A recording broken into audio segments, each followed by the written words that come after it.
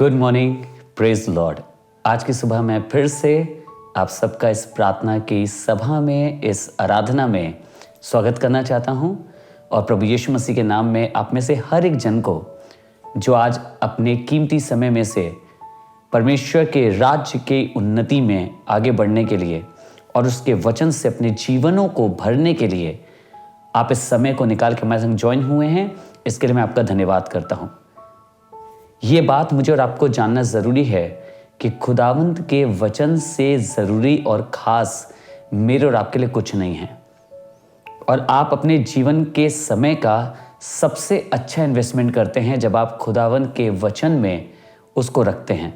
मैं विश्वास करता हूँ ये कुछ लम्हे जो मैं और आप आज की सुबह एक साथ गुजारने जा रहे हैं, ये मुझे और आपको बरकत देंगे और हमारे और आपके जीवन के लिए आशीष का कारण होंगे।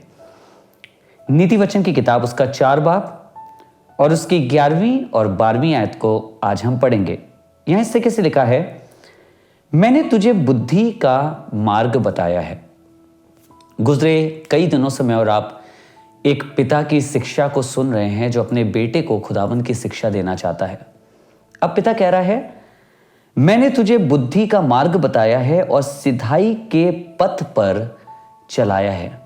एक बाप कह रहा है कि जिस तरीके से मैं तुम्हें ट्रेन कर रहा हूं, जिस तरीके से मैं तुम्हें सिखा रहा हूं, जो बातें मैं तुम्हारे जीवन में रख रहा हूं, बो रहा हूं और तुम्हारे जीवन में डाल रहा हूं, उनकी चर्चा कर रहा है। कह रहा है, मैंने तुझे बुद्धि का मार्ग बताया है और सिधाई के पथ पर चलाया है।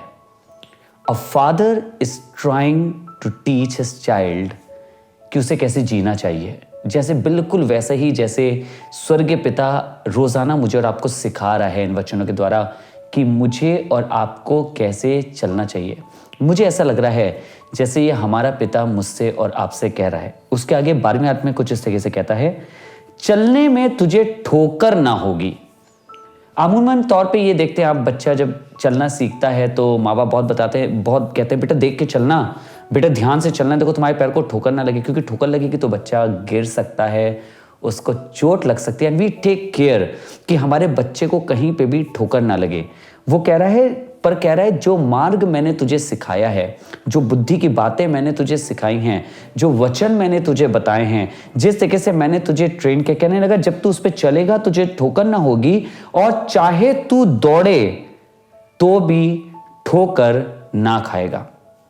चाहे तू दौड़ना चलना एक कंफर्टेबल चीज होती है, दौड़ते हैं जब आप बहुत जल्दी जल्दी आगे बढ़ते हैं। कहने लगा चाहे तू चले या चाहे तू दौड़े, पर जो शिक्षा मैंने तुझे दी है अगर तू उस शिक्षा के अकॉर्डिंगली करेगा, अगर तू परमेश्वर की बुद्धि की बातों के अकॉर्डिंगली चलेगा तो तुझे किसी भी हालत में ठोकर नहीं लगेगी।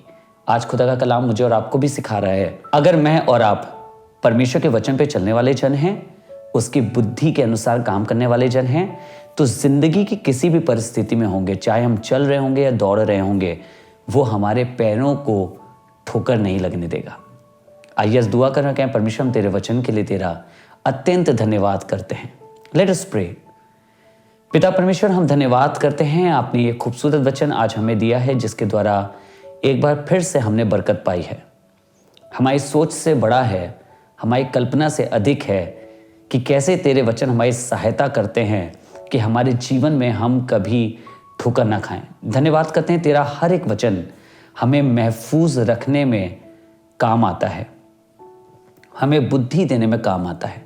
आज यही चाहते हैं प्रभु, जब तेरे वचन हमें इन दिनों में खूब सिखा रहे हैं और नीति वचन की इस खूबसूरत राह में आप हमारी अगुवाई कर रहे हैं परमेश्वर, तो यही दुआ करते हैं हम इन बुद्धि की बातों को ग्रहण कर सकें और प्रभु ग्रहण करके इस पे चल सकें, ताकि खुदा यीशु मसीह हम तेरे मार्गों से ना हटें और अपने पैरों को ठोकर खाने से बचा सकें।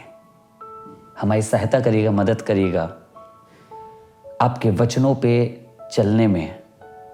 इस प्रार्थना को जीवित खुदावन प्रभु यीशु मसीह के नाम से पिता परमेश्वर हम आपसे मांग लेते हैं, आमेन, आमेन। God bless you, thank you so much for joining. परमेश्वर आपको आशीष दे।